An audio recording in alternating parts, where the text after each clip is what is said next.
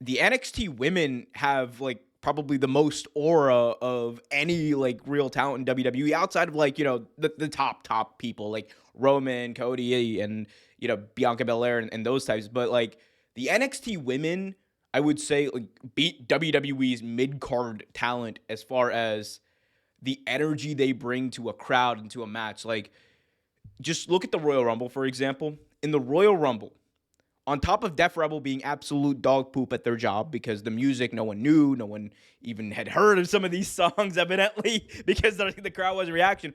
But the second Stephanie Vaquer came out, arena lost its mind. 60,000 people chanting, cheering, raving. Same thing happened with every other NXT talent, from Roxanne Perez, who came in, to someone like Jordan Grace, who made her debut, who was in NXT for a little bit, probably going to be in NXT, even though she, I think, has a main roster deal. But they are cooking down there with the women's division in NXT. It's leaping WWE's use of the women on the main roster. It's leaping their use of their mid-card talent on the main roster. Like, in some ways, you could say, as far as like pure entertainment, like and common sense stories and building up matches, they're doing a better job than anything on the main roster in WWE as far as the NXT women's division. And it's a testament to Shawn Michaels. Shawn Michaels right now is where Triple H was nearly a decade ago.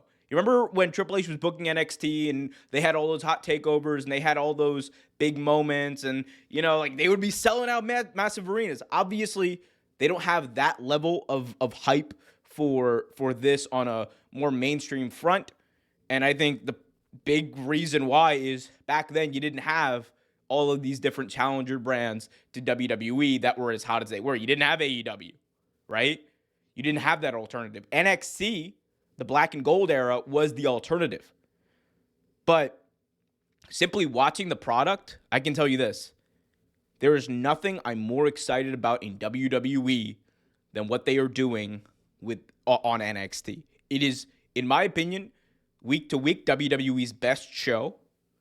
SmackDown at this point is in the toilet, not from a ratings perspective, genuinely from a entertainment perspective and just little common sense storytelling. Last week's SmackDown was, in my view, a big slap in the face to anyone who watches week to week, because it had just so many little things, so many big things, I should say, that were just gaping logic holes, things that you don't associate with the Triple H brand of WWE.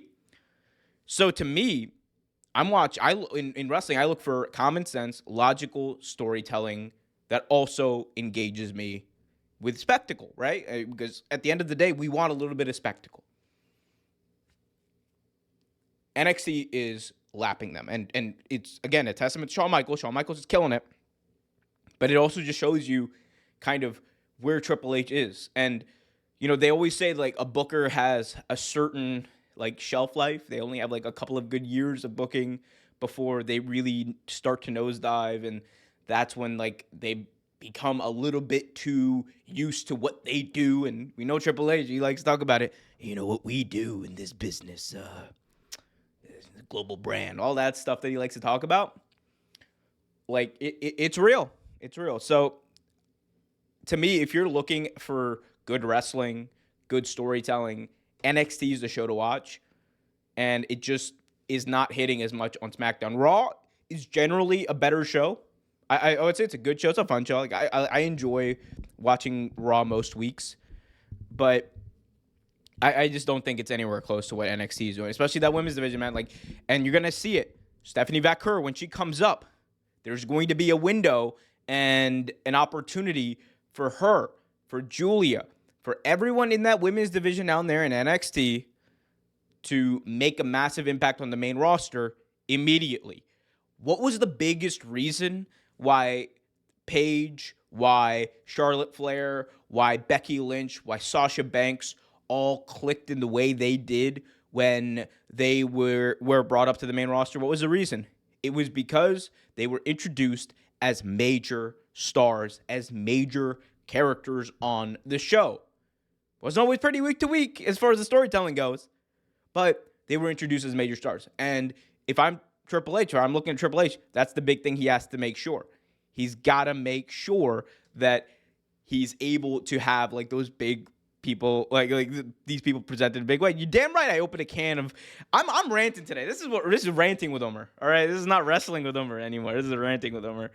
But yeah, I do believe that right now they're getting lapped, man. Like, and this isn't even like my full on Triple H rant. I went on a massive rant last week, right before the Super Bowl, about Triple H, because it's just not good. Like, and it's not coming from a point of like, oh, WWE sucks. Let me go on the internet and talk about how terrible it is, and AEW is my favorite. I don't give a shit about that, bro. That's what I don't care about. Shout out Kenny Baum.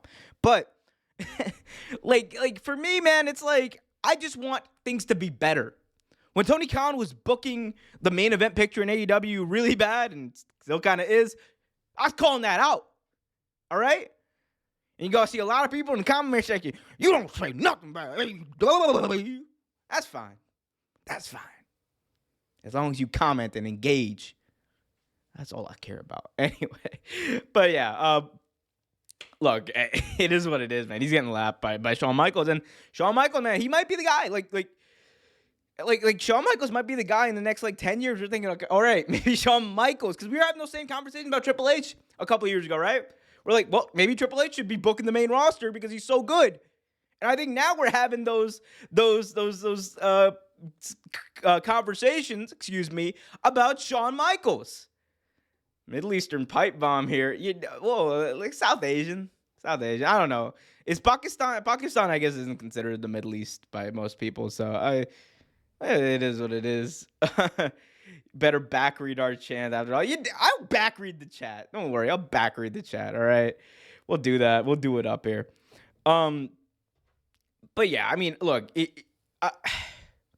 I do think that there's a massive problem right now with the way WWE books the main roster, and they got to figure it out. And maybe part of the issue, or part of the solution, I should say, is telling Shawn, hey, Shawn, maybe you want to book SmackDown? Triple H, you can be the chief creative officer. You can be like, all right, Triple H, you can kind of oversee everything, but Shawn's booking the show. Maybe that's what we got to do. Shout out to him. But y'all let me know. I mean, y'all are letting me know right now. This is crazy. Y'all do a lot of talking in the chat while I'm ranting. What do you got here? It's a sport, or it is a business/sport. People go to either company/team all the time. Yep. Watch any sport. People are always going to go back and forth in between. That's what happens. But I don't know. I hopefully we get some main roster people going to NXT, because some of the way they're being booked on the main roster ain't it at all.